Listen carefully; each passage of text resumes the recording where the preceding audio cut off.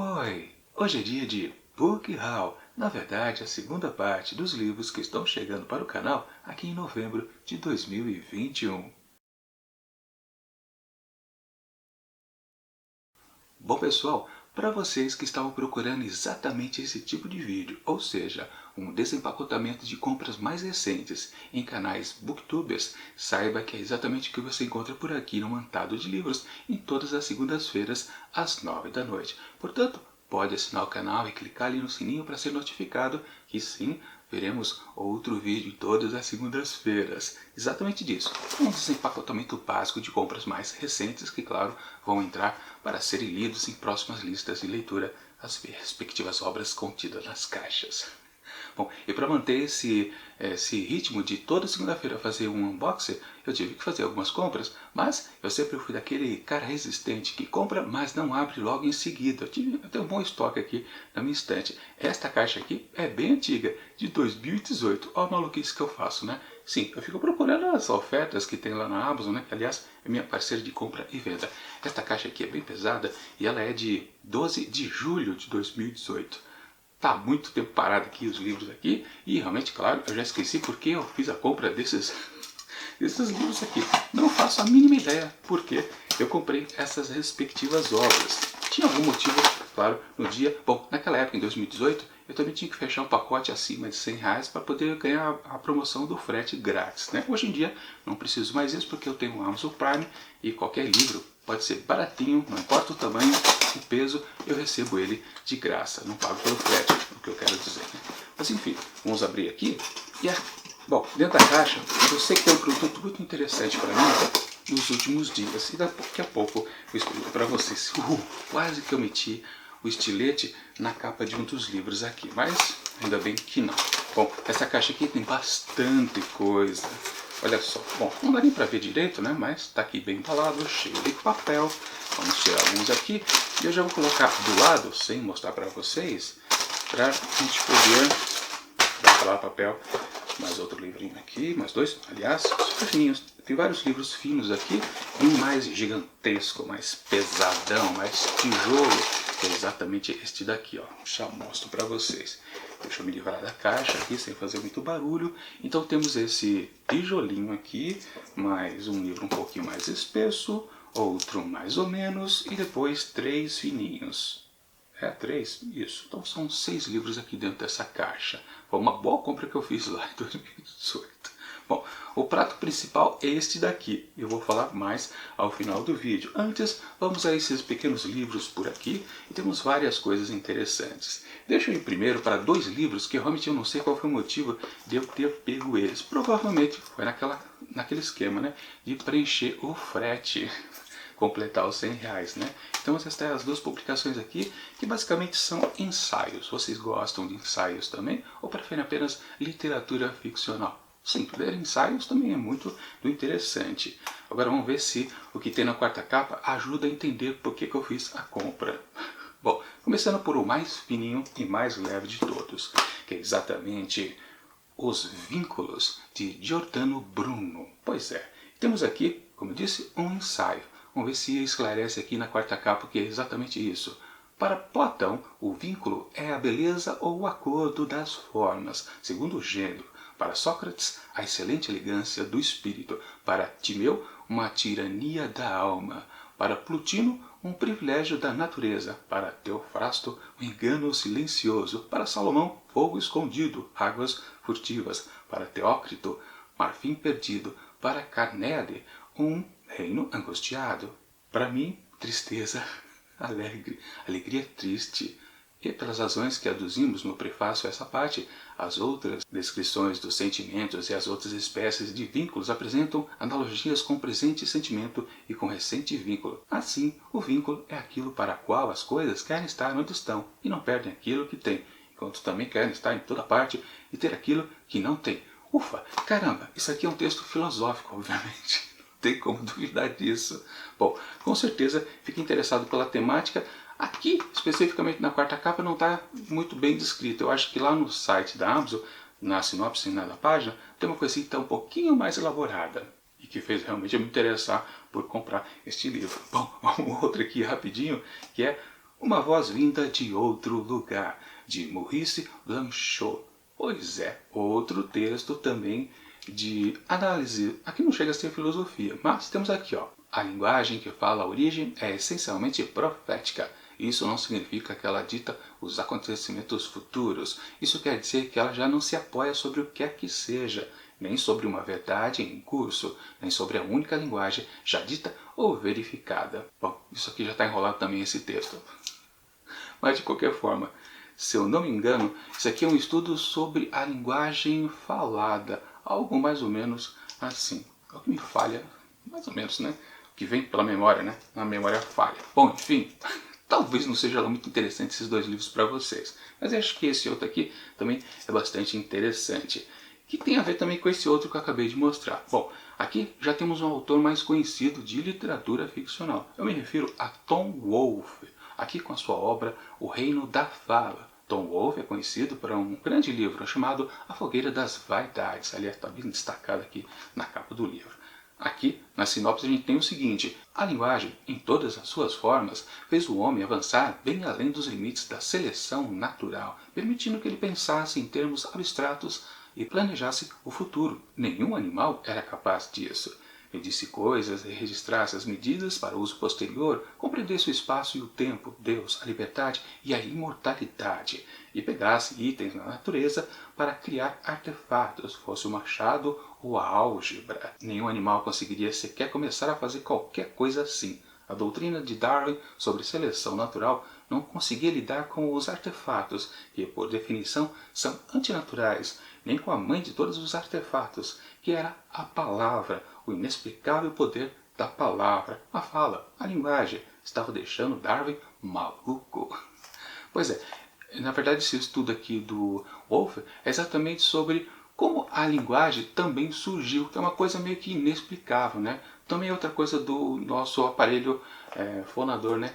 A gente não entende ainda como é que a gente consegue falar as palavras, como é que a gente consegue também utilizá-las em termos de pensamento. Outro bom estudo. Na verdade, esses dois livros aqui, se eu não me engano, eu comprei justamente por causa dessas questões relacionadas a compreender a linguagem, especificamente. Eu não sei se esse outro aqui do Giordano Bruno também estava por aí, mas de qualquer forma é um pacotinho que sim, eu estava interessado em comprar, aproveitei num dia de desconto e por aí vai. Bom, o quarto livro aqui que eu quero mostrar para vocês já é uma história mais, digamos, completamente ficcional e de um estilo que acho que muita gente gosta. Bom, eu me refiro, não mostrei o livro, já estava quase falando a sinopse. Sonhos de Bunker Hill, do autor John Fante, também relativamente conhecido. Diz aqui, olha só, em uma Los Angeles frenética que vive a época da explosão do cinema hollywoodiano na década de 30, um aspirante a escritor ganha a vida como garçom.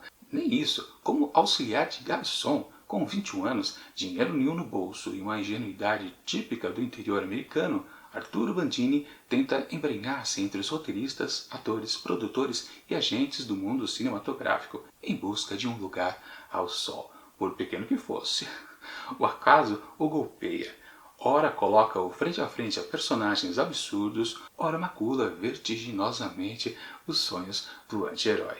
Nesse livro de 1982, um John Fante maduro revisita o protagonista que apareceu no seu primeiro romance, eu não estava lembrado disso, Espere a Primavera, Bandini, de 1938, e que foi o precursor de personagens perdidos, perplexos e desiludidos de escritores da literatura norte-americana de meados do século XX, como Raymond Chandler, Dashiell Hammett e J.G. Salinger. Pois é. Ou seja, temos uma boa história aqui policial, com certeza, porque todos esses autores citados aqui gostavam de fazer exatamente esse tipo de literatura.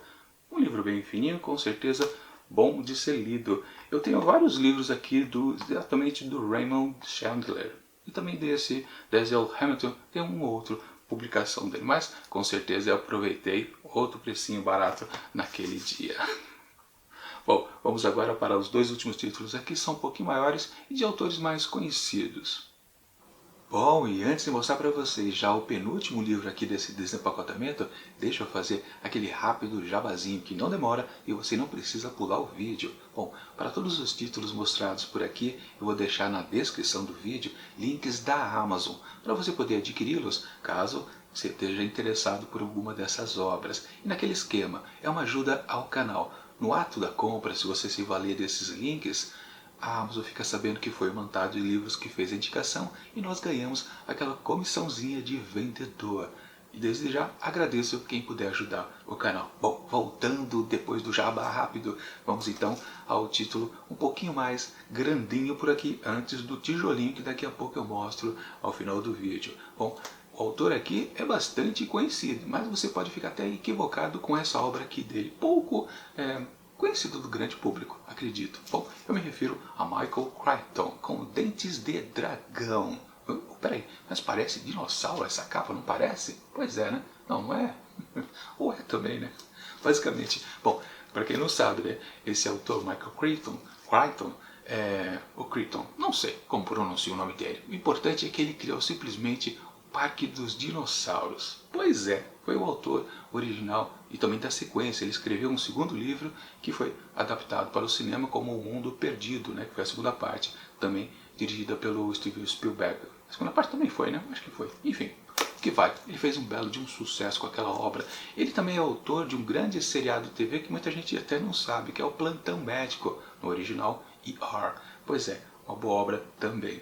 Aliás, originalmente, né, para quem não sabe, né, pequena história de bastidor, né, o Spielberg estava interessado em fazer justamente um filme sobre hospital, sobre médicos e enfermeiras, que era justamente a obra Plantão Médico, ou ER, né? Mas aí, enquanto eles estavam elaborando o roteiro, Spielberg e também o Michael Crichton, ele comentou, aliás, o Spielberg perguntou para ele, por que você está fazendo outra coisa, né? O que é? Ele disse, eu estou escrevendo uma história aí sobre dinossauros, que era justamente o parque dos dinossauros. E o Spielberg falou, deixa quieta essa história de médico, vamos fazer essa coisa aqui dos lagartinhos, né? Enfim, depois ele escreveu essa obra aqui, que parece que é relacionada a dinossauro, mas não é uma ficção científica como é, por exemplo, né, o Parque dos Dinossauros. Na verdade, isso aqui são caçadores dos ossos dos dinossauros. Deixa eu contar para vocês aqui com a quarta capa. Desde Jurassic Park, nunca foi tão perigoso escavar o passado. Michael Crichton, autor da obra que deu origem ao lendário filme Jurassic Park, volta ao campo da paleontologia neste livro recém-descoberto, uma aventura emocionante ambientada no Velho Oeste, durante a Era de Ouro da caça a fósseis. Em 1876, no inóspito cenário do Oeste americano, os famosos paleontólogos e arquirrivais Marsh e Cope saqueiam o território à caça de fósseis de dinossauros. Isso é uma história verídica. Ao mesmo tempo, vigiam, enganam e sabotam um ao outro uma batalha que entrará para a história como a Guerra dos Ossos. Para vencer uma aposta, o arrogante estudante de Yale, William Johnson, se junta à expedição de Marsh. Esse personagem já é fictício. A viagem corre bem, até que o paranoico paleontólogo se convence de que o jovem é um espião a serviço do inimigo e o abandona numa perigosa cidade. William, então, é forçado a se unir ao grupo de Cole, e eles logo deparam com uma descoberta de proporções históricas, mas junto com ela vem grandes perigos e a recém-adquirida resiliência de William será testada na luta para proteger seu esconderijo de alguns dos mais ardilosos indivíduos do Oeste. Ou seja, é uma história que sim, tem dinossauro também na jogada, mas não é exatamente uma história, né, de bichinhos que ficaram revividos por tecnologia, né? Aquela coisa do DNA, né? Dentro do âmbar, né? Vocês lembram disso no filme? Pois é, não tem nada parecido. Isso aqui é uma história de Velho Oeste, de caçadores de ossos fossilizados. Deve ser muito interessante também, com certeza. Muita gente que já leu essa obra fala bem dela. Mas agora vamos ao tijolinho que tem tudo a ver com algo que está acontecendo no momento no ramo das TVs, das séries de TVs. Bom, para quem não está sabendo, estreou recentemente, inclusive na própria Amazon Prime, a grande série épica A Roda do Tempo. E sim, toda essa nova fantasia televisiva foi baseada numa obra de ficção, claro, escrita por Robert Jordan, que é uma saga enorme. E eu tenho então aqui em mãos, que estava dentro da caixa, justamente o primeiro volume de A Roda do Tempo, intitulada O Olho do Mundo, um belo de um tijolo de 800 páginas. É uma história gigantesca. Aliás, deixa eu puxar aqui meu estilete e começar a abrir. Para quem não sabe, né, Robert Jordan, ele criou essa epopeia, ou odisseia, ou aventura épica, sobre esse mundo imaginário que ele criou totalmente através da sua mente inventiva e gerou apenas 14 livros. Pois é, na verdade, ele escreveu 11 deles e o 12º já estava completamente planejado, né? Pronto para ser lançado dali a 1 ou 2 anos, mas infelizmente ele faleceu. E a sua viúva convocou um outro escritor, o Sanderson, para terminar a obra do Jordan. Só que ele transformou todos os apontamentos que haviam para o 12º livro em 3 outras publicações. Por isso que a saga inteira de A Roda do Tempo são 14 livros, todos eles tijolinhos como esse. Um pouquinho mais, um pouquinho menos. Esse realmente aqui tem 800 páginas. E as letras, caramba, as letras são pequenininhas. Pois é, o tamanho da fonte faz com que essa obra aqui, acho que tem muito mais que 1000 páginas em tamanhos normais. Realmente é pequeno. Caramba, eu me surpreendi agora. Eu não sabia que era tão pequenininha o tamanho da fonte. Mas, bom, estreou agora na Amazon Prime os 3 primeiros episódios de uma série da primeira temporada que terá apenas 8. 5 mais 3. E por enquanto eu estou achando bastante interessante. Eu que venho, né, de ter gostado muito de outra obra que também era gigantesca na literatura e depois se transformou numa boa série de TV. Bom, estou me referindo à Guerra dos Tronos, né, de George R. Martin, né. Claro, é uma pegada completamente diferente, né. Não tem tantas questões políticas, por exemplo, aqui nessa história do Jordan, né? É uma coisa mais baseada mais na fantasia mesmo, uma sociedade bastante interessante que aos poucos vai sendo revelada. O pessoal está dizendo, fazendo crítica ao seriado, que a história está um pouquinho lenta, outras pessoas dizem que está acelerada. Eu realmente não sei se está lenta ou está acelerada. No caso, para um tijolo desse de 800 páginas, eu não sei exatamente se na primeira temporada, que só tem 8 episódios, eles conseguem resumir este primeiro livro. Eu não tenho certeza se realmente o primeiro livro está todo colocado dentro da primeira temporada da série. Porque é muito pouco episódio, né? Só 8. Realmente eu estranhei. Talvez se expanda mais um pouco, não sei. Realmente eu estou por fora. Eu não vou nem dizer exatamente do que trata essa obra aqui, porque eu mesmo eu não sei. Mas deixa eu ver aqui. Na orelha do livro, vamos ver se dá alguma coisa que eu já tenha percebido na TV. Em um universo no qual trevas e redenção são igualmente temidas, vive Randy Ator, um jovem de uma pacata vila na região dos Dois Rios. É a época das celebrações de um final de inverno, o mais rigoroso das últimas décadas. E mesmo na agitação que antecipa o festival, chama atenção a chegada de uma misteriosa forasteira. Quando a vila é invadida por bestas, que para a maioria dos homens pertenciam apenas ao universo das lendas, a mulher não só ajuda Randy e seus amigos a escapar dali, como também os conduz àquela que será a maior de todas as suas jornadas. A desconhecida é uma das Aes Sedai, artífice do poder que move a roda do tempo, e acredita que um dos jovens seja o profético dragão renascido, aquele que poderá salvar ou destruir o mundo. Sim, uma típica base inicial de uma história de fantasia. Na outra orelha aqui tem uma foto do Robert Jordan. Pois é, uma história que realmente eu não sei para onde vai. E você sabendo que é uma história que tem 14 volumes, tijolinhos, realmente eu acho que vai ser muita coisa a ser vista aqui, pelo menos nos livros e também na série. Não sei se a série vai durar 14 temporadas, realmente não sei. Por enquanto está interessante e até dou dica para vocês. Acessem lá o Amazon Prime, caso vocês sejam assinantes, né?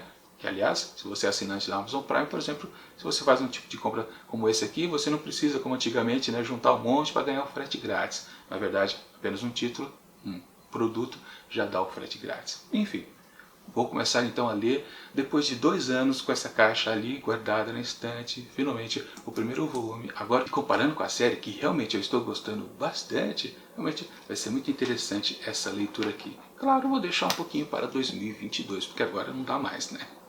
Enfim, mas que eu estou impressionado com o tamanho dessas letrinhas. É isso que eu queria mostrar para vocês, especialmente nesta caixa.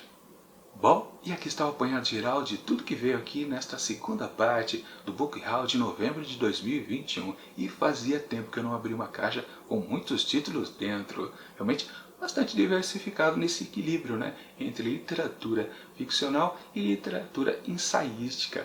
Pois é, também é interessante a gente pensar em temas mais aprofundados da mente humana, mas, claro, Para quem curte apenas entretenimento, também tem muita coisa boa por aqui. Eu espero realmente que algum desses livros aqui sejam boas dicas de literatura para vocês. Aquele esquema, se puder comprar através dos meus links, agradeço de novo. Bom, vamos combinar que na próxima segunda-feira tem a terceira parte aqui do Book Haul de novembro. Mas, enquanto o próximo vídeo não chega, eu deixo aqui do lado dicas de outros Book Haul que aconteceram ao longo desse ano de 2021. E tchau!